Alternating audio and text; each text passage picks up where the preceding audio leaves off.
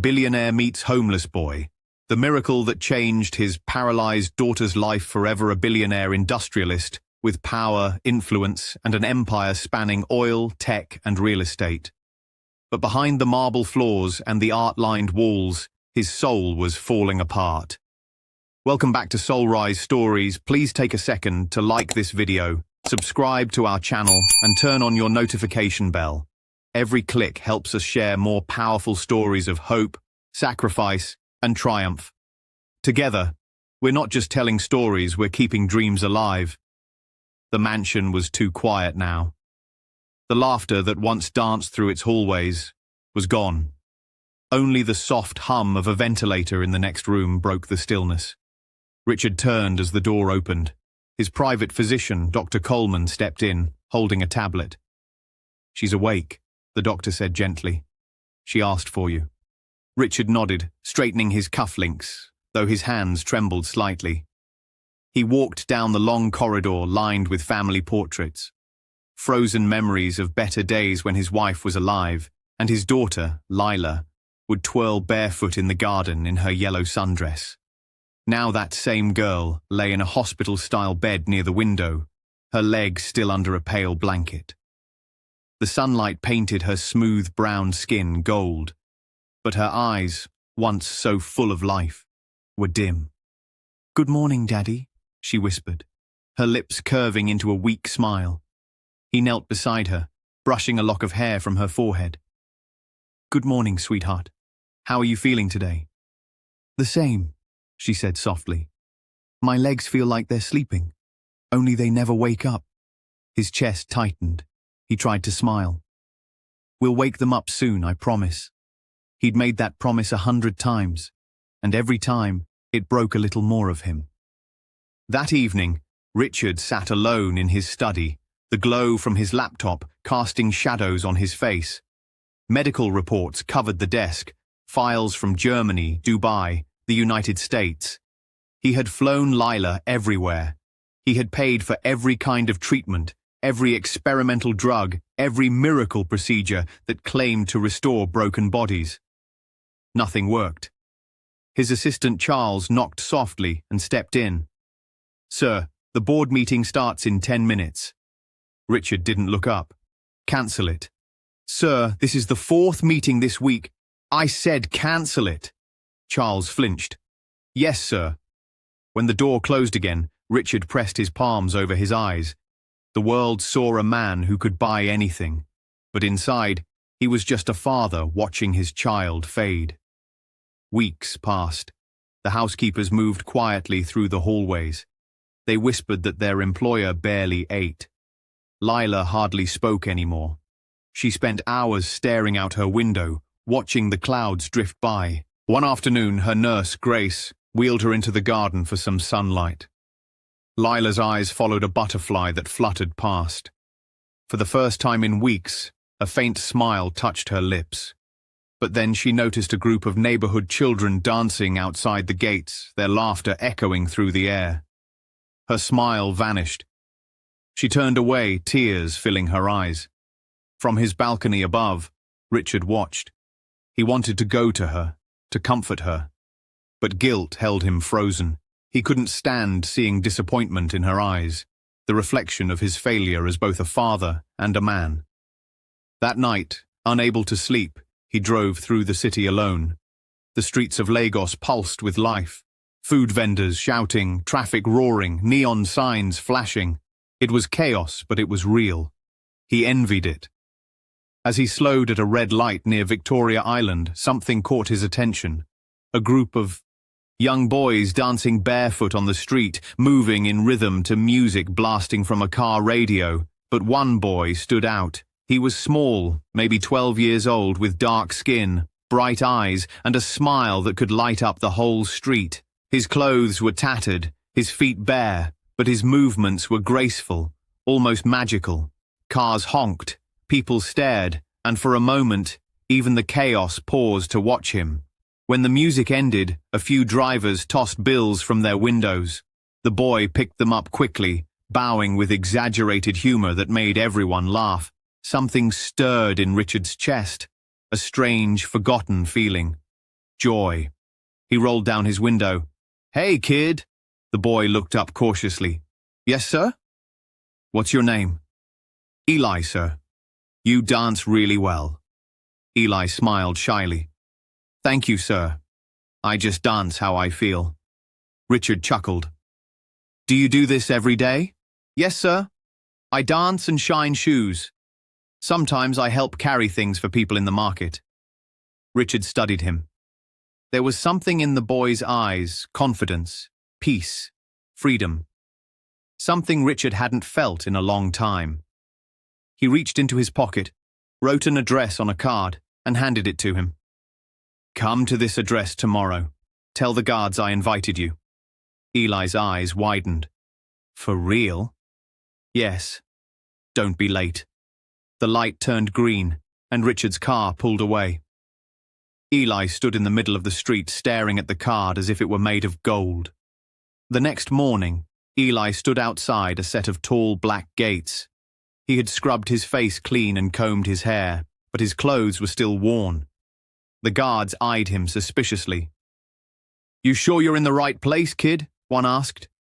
"Yes, sir," Eli said, showing the card. One of the guards called on the intercom, and moments later Richard's voice came through. "Let him in." Eli walked nervously up the long driveway, his eyes wide as he took in the fountains, the marble floors, the chandeliers that glimmered like stars. Richard met him at the entrance. "You made it," he said kindly. Eli nodded. "Sir, your house looks like heaven." Richard smiled faintly. "It doesn't feel like heaven these days." He led the boy to the living room. "Sit. Are you hungry?" Eli hesitated, then nodded. Within minutes, a maid brought him a plate of rice and chicken. The boy ate hungrily but with quiet manners. Richard watched with curiosity. "Tell me about yourself, Eli. Where are your parents?" Eli swallowed hard. "My mum died when I was little. I never knew my dad. I live with other kids near the bridge." "I'm sorry," Richard said quietly. Eli shrugged. "It's okay. Life's not easy, but I'm still grateful. As long as I can dance, I'm happy." That sentence struck Richard like lightning. As long as I can dance, I'm happy. He envied that kind of freedom, the ability to find joy in nothing. Over the next few days, Eli visited often. He helped Grace water the garden, played with the dogs, and made everyone laugh. His laughter filled the house like music. One afternoon, while he was dancing outside, a window opened upstairs. Lila sat in her wheelchair, watching. Her expression was blank at first, then curious. The boy noticed her gaze. He stopped, smiled, and waved. She didn't respond, so he twirled dramatically, pretended to trip, and fell into the grass with exaggerated flair. Lila gasped, and then laughed. It was soft, almost shy, but it was laughter. Grace, standing nearby, froze. "Lila, you're laughing?" Lila blinked in surprise.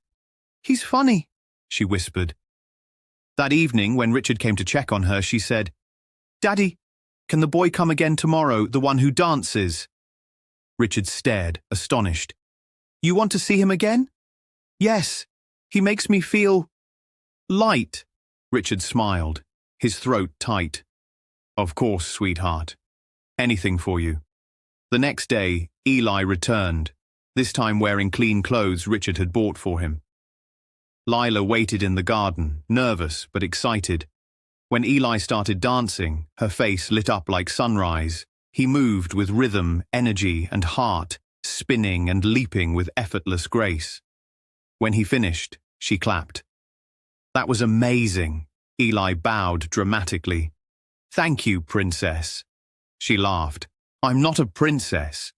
"You live in a castle," he teased. "You definitely are." Her laughter carried across the garden, echoing through the house. From the balcony above, Richard watched, tears burning in his eyes. For the first time in months, his daughter's laughter filled the air. He whispered, "Thank you, God." Days turned into weeks. Eli became part of their daily life. Richard enrolled him in school and hired a tutor. Every afternoon he came to dance, tell stories, or make Lila laugh.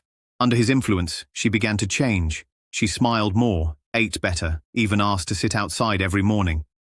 Then one day, during therapy, her foot twitched. Grace gasped. "Lila, did you feel that?" Lila's eyes widened. "I think so." When Richard heard, he rushed home from a meeting. Lila grinned proudly. "Daddy, I moved my foot!" He dropped to his knees beside her. "You did, sweetheart. You really did." Eli stood by the door, smiling. "That's a miracle, sir." Richard turned to him, and for the first time in years, he believed it. That night, Richard invited Eli to sit with him in the garden. "You know," Richard said quietly, "before you came, this house was dead. My daughter hadn't smiled in months." Eli looked up at him. "Now she's smiling again." Richard nodded. "Because of you." Eli shook his head. "No, sir. It's because you never stopped trying." Richard smiled faintly. "You gave her something no doctor could. Hope." Eli thought for a moment, then said, "Hope is like dancing. You don't have to understand it. You just feel it." Richard looked at him, astonished. This boy, who had grown up on the streets, spoke like a philosopher. He realized that the richest man in Lagos was being taught the meaning of life by a child who had nothing. Weeks turned into months. Lila's body continued to respond. She could now sit upright without help, move her legs slightly, and even balance on parallel bars during therapy. Every time she took a step, Eli cheered like she had conquered the world. "Someday," he said, "you'll dance again."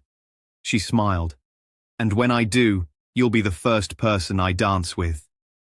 Richard often watched from the doorway, his heart swelling. The mansion that once felt like a tomb was now alive with laughter, hope, and healing. But not everyone understood. At a corporate dinner, one of his associates sneered, "You're spending time with street kids now. Richard, is this some kind of charity stunt?" Richard smiled calmly. "No, it's gratitude." The man laughed dismissively. "Gratitude doesn't build empires." Richard looked him straight in the eye. "Maybe not, but it saves lives." He walked away, leaving the man speechless. One night, a thunderstorm rolled across the city. Richard couldn't sleep. As he passed through the guest wing, he heard quiet sobs coming from Eli's room. He opened the door gently and saw the boy curled up on his bed, holding a small, worn photograph. "Eli?" Richard asked softly. The boy quickly wiped his eyes. "Sorry, sir. I didn't mean to make noise." Richard sat on the edge of the bed. "Who's in the picture?" "My mom," Eli said, voice trembling. "She used to dance too." "I dance, so I don't forget her." Richard felt his throat tighten. He placed a hand on the boy's shoulder. "She'd be proud of you, Eli." Tears slipped down the boy's cheeks. "I hope so." Richard smiled gently. "She would. You've given my family something I thought I'd lost forever. Joy." For the first time in years, Richard Lawson felt fatherly again. Not just to his daughter, but to this extraordinary boy who had brought light back into their world. The storm that night felt endless. Rain lashed against the glass windows of the mansion, but inside, Richard sat quietly beside Eli's bed. The small lamp cast a soft glow, illuminating the photograph of the boy's mother clutched in his hands. "I used to think I could buy peace," Richard said after a long silence. "But peace isn't something you can buy, is it?" Eli shook his head, his voice barely above a whisper. "No, sir. Peace happens when your heart stops fighting the things it can't change." Richard stared at him in awe. "You sound much older than your years." The boy gave a small shrug. "When you grow up on the streets, you learn a lot about life. Fast." Richard looked at him thoughtfully. "You've lived through pain most people couldn't handle. And yet you still smile. How do you do that?" Eli smiled faintly. Because when you stop smiling, you stop living. My mom used to tell me that the man's chest ached. He'd spent years building skyscrapers, hosting galas, and chasing power, and here was a boy with nothing but his faith, teaching him what it meant to live. "Thank you, Eli," Richard said softly. "You've reminded me of what really matters." In the following weeks, life inside the Lawson mansion began to feel warm again. Lila grew stronger, her cheeks regained color, her laughter became frequent, and her therapy sessions turned into mini celebrations. Every morning, Eli showed up at her room before breakfast. "All right, princess," he'd say, grinning. "Let's make those legs move." Lila would laugh, holding his hand as he helped her stretch and practice balance. Even her doctors were stunned by the progress.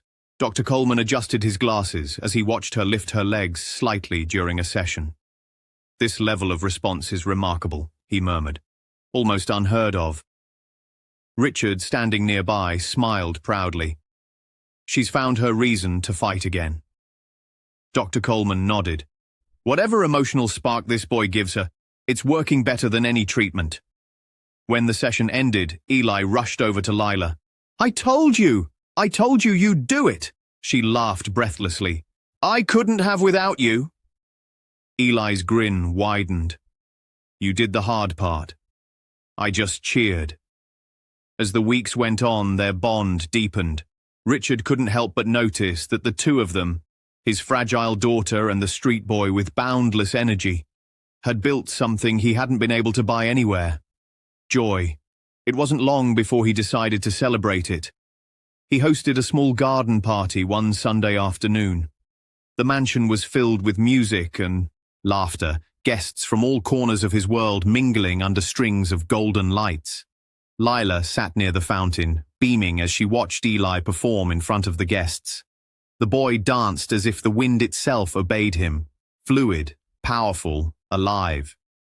His bare feet tapped against the stone floor with rhythm that seemed to echo straight from his soul.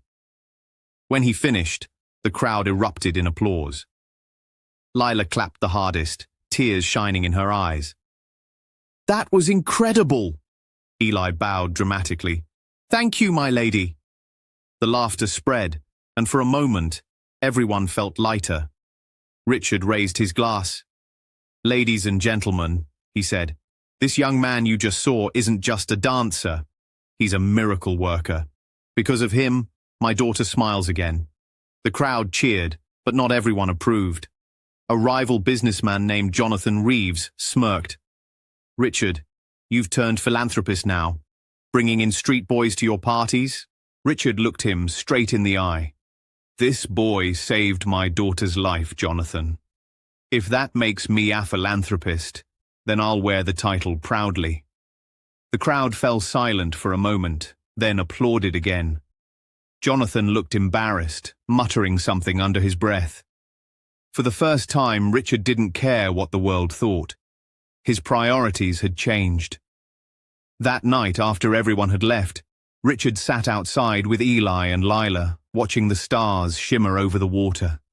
"Eli," Richard said quietly, "how would you feel about going to a real dance school? Somewhere that can help you grow your talent?" Eli's eyes widened. "A real dance school? You mean it?" Richard nodded. "Yes, I've already spoken to a few academy directors. You have a gift, and it deserves to be shared with the world." Eli's voice trembled. "No one's ever believed in me before." "Well," Richard said, smiling, "you just met your first believer." Lila clapped her hands excitedly. "You're going to be famous, Eli." He laughed. "Maybe I'll just make people happy. That's enough for me." Months passed, and change swept through their lives like sunlight breaking through clouds. Lila now used a walker during therapy. Her determination became a force of its own. "Come on," Eli would shout from across the room. "One more step." And she'd take it, trembling but smiling, while Richard watched proudly from the doorway. The doctors called it a medical anomaly. Richard called it grace.